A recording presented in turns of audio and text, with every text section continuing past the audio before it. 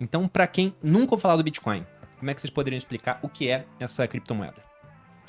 No último podcast que vocês fizeram aqui, muito bom, acho que foi o último, Como o Universo Funciona, mencionaram a cena de um começo de um filme que o DiCaprio fala qual que é o vírus mais... Uma ideia. Uma ideia, né? O começo desse filme é muito bom, quando o DiCaprio fala, né? Qual é o tipo de verme mais resistente que existe, de parasita? Uma ideia. O Bitcoin é uma ideia cujo tempo chegou. O Bitcoin é Muito bom. é um projeto que já foi manifesto em palavras por vários pensadores e economistas e filósofos ao longo da história. Henry Ford já pensou numa moeda que fosse produzida com eletricidade e não produzida quando um político quer produzir ela. Vários economistas da escola austríaca já falaram de coisas parecidas com o Bitcoin. E no fundo, então, o Bitcoin é essa ideia que agora, com a tecnologia no estado em que ela está, finalmente encontrou terreno para prosperar. E que ideia é essa? É a ideia de um dinheiro que não é controlado por nenhum político. Um dinheiro que está dissociado do poder, basicamente. Então, enquanto todos os dinheiros governamentais, o real, o dólar, todos os dinheiros que as pessoas normais usam mundo afora, eles são criados, né? A base de dinheiro existente aumenta conforme os políticos querem criar mais, e eles encontram as justificativas que eles querem. O poder de compra do trabalhador ou da pessoa normal, que guarda o valor do seu suor, do seu trabalho, nesse dinheiro, né? Usa o dinheiro como meio para transportar o valor do seu trabalho para o futuro. Cara, esse trabalhador está sendo surrupiado por esses políticos, esses governos, num esquema que é mentiroso e que é programado para empobrecer as pessoas ao longo do tempo. O real perdeu, a cada 7 anos, perde metade do poder de compra. Se você pegar outras moedas mundo afora, o cenário é parecido. Não tem uma moeda governamental que dura por centenas de anos. Todas elas tendem a zero porque é uma questão de incentivos. Os políticos vão imprimir mais para eles. E o Bitcoin é o contrário. É uma moeda que tem um cronograma monetário fixo, matematicamente estabelecido, onde ninguém tem o poder para mudar as regras e que se você quiser poupar o seu dinheiro lá, o valor do seu trabalho nessa moeda, você vai ter a segurança de que esse valor vai ser transportado para o futuro sem interferência de políticos, crises civis ou quaisquer arbitrariedades que venham a acontecer. Seus bitcoins vão estar lá, você vai poder levar eles para qualquer lugar e mandar para quem você quiser. O cenário mudou depois que alguém chamado Satoshi Nakamoto que inventou a tecnologia chamada blockchain. A tecnologia foi criada no dia 31 de outubro de 2008 através da publicação de um white paper. O artigo foi intitulado Bitcoin. Cara, eu acho que você pode resumir mais ou menos isso que o Felipe falou muito bem aqui, que o Bitcoin é talvez a maneira mais eficiente que a gente encontrou até hoje de transportar valor no espaço e no tempo. Então acho que se eu fosse resumir em uma frase, seria isso. Eu acabei de ler o livro do Saifedean Amos, o novo dele, o Padrão Fiduciário. Inclusive, ganhei de um amigo, não vou revelar a identidade dele, mas ele tem 100% em Bitcoin. Ele falou, cara, lê esse livro aqui que você vai gostar. Caramba. Tá no Equity Club. Né? Só vou falar o primeiro nome, Felipe. Obrigado pelo livro, Felipe. Não é o Felipe daqui, não. É um outro, tá? Tá no Equity Club com a gente. E lá no livro, ele tem uma ideia muito bacana. Ele fala sobre vendabilidade espacial e temporal. Ele fala, olha, o dinheiro fiduciário, essa moeda, que pra quem não sabe, fidúcia vem de confiança, né? O lastro dela é a confiança que você tem nos governos. É um decreto governamental. Ela tem uma vendabilidade espacial muito boa, que se eu quiser transferir dinheiro pra alguém, transfiro na hora, daqui pra alguém que tá no Acre. O Pix é instantâneo, né? Só que a vendabilidade temporal é muito ruim, porque no tempo ela perde muito valor.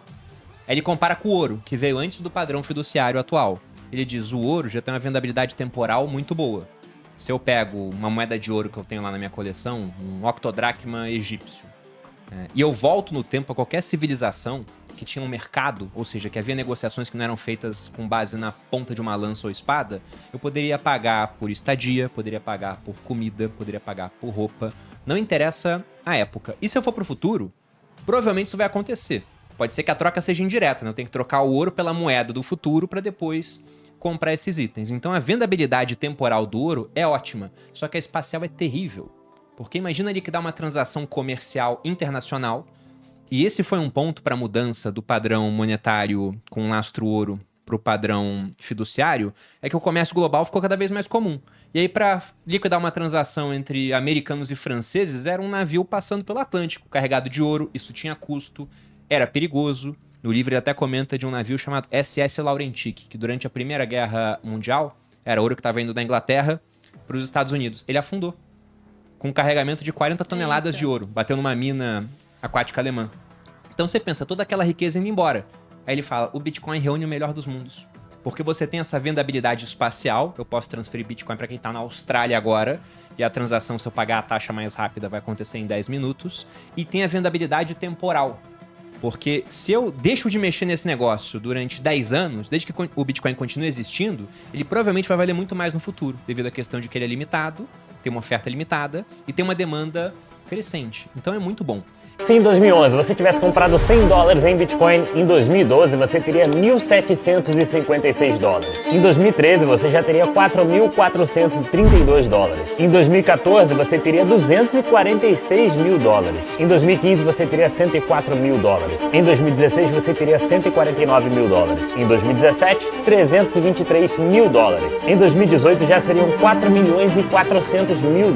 Em 2019 esse número seria de $1.295 mil. Em 2020, $2.391 mil. Em 2021, já seriam $9.800 mil. E em 2022, a preço atual, seriam $11.600 mil. Eu gostei do que você disse, fazendo alusão ao filme A Origem, do DiCaprio. Ele começa o filme falando assim, qual o parasita mais resistente que existe? Aí ele fala, uma ideia. Qual é o parasita mais resistente? Uma bactéria? Um vírus? Um verme intestinal? O que o Sr. Cobb está tentando dizer? Uma ideia. Resistente, altamente contagiosa. Uma vez que uma ideia se aposse do cérebro, é quase impossível erradicá-la. Uma ideia que esteja totalmente formada, totalmente compreendida, fica na mente em algum lugar. E de fato é. E eu já ouvi algumas pessoas falando que o Satoshi Nakamoto, que é o criador do Bitcoin, ou o grupo que criou o Bitcoin, ele não criou, ele só descobriu. Porque era uma ideia cujo tempo chegou. Se ele não fizesse, outros caras provavelmente fariam. Vocês concordam com isso? 100%. Ele foi genial na maneira como ele juntou as peças desse quebra-cabeça, mas o Bitcoin não é a primeira moeda eletrônica descentralizada, é a última. Na verdade, faz muitas décadas que o pessoal está tentando fazer coisas parecidas e sempre dá errado, porque sempre tem algum ponto central de falha, algum calcanhar de Aquiles. Algum servidor em algum lugar que se desligar a moeda morre, algum fundador conhecido que podiam bater na porta da casa dele, lá a polícia, e falar para ele parar o tal do projeto. E o Bitcoin foi a primeira moeda que, além de ter um desenho econômico e tecnológico digno de prêmio Nobel, na verdade digno de um prêmio novo, né? Prêmio Nakamoto vai ser no futuro. E ele também não tem um fundador conhecido, não tem um líder, não tem alguém que pode ser alvejado. Por isso que é uma ideia, né? É quase um fantasma. Não tem uma face. Qualquer um pode ser um líder do Bitcoin. O Perini, aqui no Brasil, é uma face que muita gente associa quando pensa o Bitcoin. O Fernando Ulrich, várias outras pessoas, lá fora o Saifedean, todos esses podem ser Satoshi Nakamoto e, claro, metaforicamente é que eu tô falando, né? Então, não ter um líder, não ter um ponto central de falha e ter altíssima redundância tornou o Bitcoin um projeto imparável. E é por isso que eu digo que é uma ideia cujo tempo chegou, porque não tem como botar de volta na lâmpada.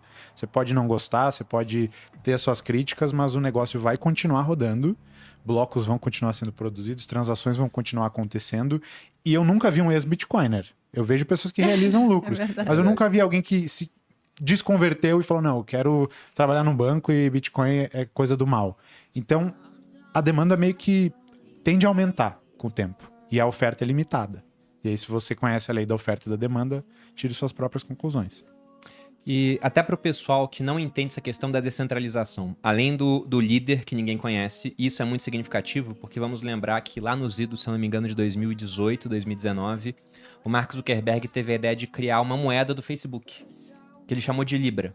Libra é uma nova criptomoeda emitida pela rede Libra, que é mantida ou será mantida por uma associação suíça sem fins lucrativos chamada de Libra, Libra Association. E o consórcio é um consórcio de empresas que estarão dentro dessa associação e que por hora está sendo liderado pelo Facebook. E na hora, parlamentares do mundo inteiro acenderam um alerta, né? Porque viram, o Facebook, atual Meta, se fosse um país, seria o país mais populoso do mundo. Tinha mais de 3 bilhões de usuários. Aí imagina se eu vou e chego pro Edu da minha equipe e falo, Edu, você quer receber como? Em reais ou em libras do Facebook que todo mundo aceita. E enquanto você transaciona na própria moeda, não tem imposto. O Edu, que é um cara que eu entendo que ele quer maximizar o que vai ficar na mão dele, falaria, olha, acho que parte do meu salário eu posso receber em Libra. Outras pessoas fariam a mesma coisa, então se tem menos gente demandando a moeda estatal, vai ser mais difícil ela ter mais valor, principalmente porque eles estão constantemente produzindo mais. O que aconteceu? Chegaram várias cartinhas pro Zuckerberg, ele foi colocando, né, etapas novas no processo, até uma hora que ele falou, quer saber? Deixa Dane-se. quieto. Vou fazer moeda nenhuma, não. E deixou criar gado alimentado com cerveja e bolotas, né? Não sei o que ele tá dando pro gado dele lá. Mas por conta disso, ele era um líder, ele foi facilmente alvejado. O Bitcoin, então, tem esse líder que ninguém conhece. Mas como é que funciona mais da descentralização? Por exemplo, como é que funciona o blockchain do Bitcoin pro cara que é leigo? O Bitcoin, a questão da descentralização e da redundância, para você visualizar ela, basta você entender que o Bitcoin é um programa de computador. Você não consegue rodar no celular que nem um aplicativo, mas você consegue rodar num laptop ou no computador que você tem em casa. Você vai lá num site, baixa um programa e clica em executar, e esse programa vai estabelecer na sua máquina aquilo que a gente chama de nó. Então pensa numa rede com vários nós. Essa rede já existe, tem vários computadores conectados que baixaram esse programa, e agora você baixou o programa e você virou um nó dessa rede também. E essencialmente o que você está fazendo é se comunicando pela internet com esses outros nós, essas outras máquinas, baixando delas numa maneira par a par, tipo torrent, assim, quem já baixou filme em torrent me entende, a história de todo o registro e de todas as transações que já foram feitas com Bitcoin. Então, quando você clica lá e executa esse programa, é isso que você faz. E é isso que é virar um nó. Você vira um registro histórico de tudo que já aconteceu economicamente dentro desse programa, desse sistema de regras, dessa ideia que é o Bitcoin. Então, óbvio, de uma maneira super compactada, essas informações estão na sua máquina e a cada 10 minutos a sua máquina vai conversar com as outras máquinas dessa rede e vocês vão colocar uma linhazinha nova nessa planilha, um pouquinho mais de informação que vai ter as últimas transações feitas em Bitcoin. E assim por diante, durante, espero eu, Satoshi nos escute, toda a eternidade. Porque hoje, sei lá quantas dezenas de milhares de pessoas fizeram isso, tem esse programa rodando, mas são muitas. E aí, Qual estimativa você tem, mais ou menos? 50 mil. 50 mil nós? É que são nós públicos, a gente chama, que a maioria das pessoas deixa escondido, né? Tipo, não se revela. Então, ou usa via Tor, ou coisa do gênero. Então, tipo, você não tem na prática como mandar essas 50 mil pessoas desligarem esse programa.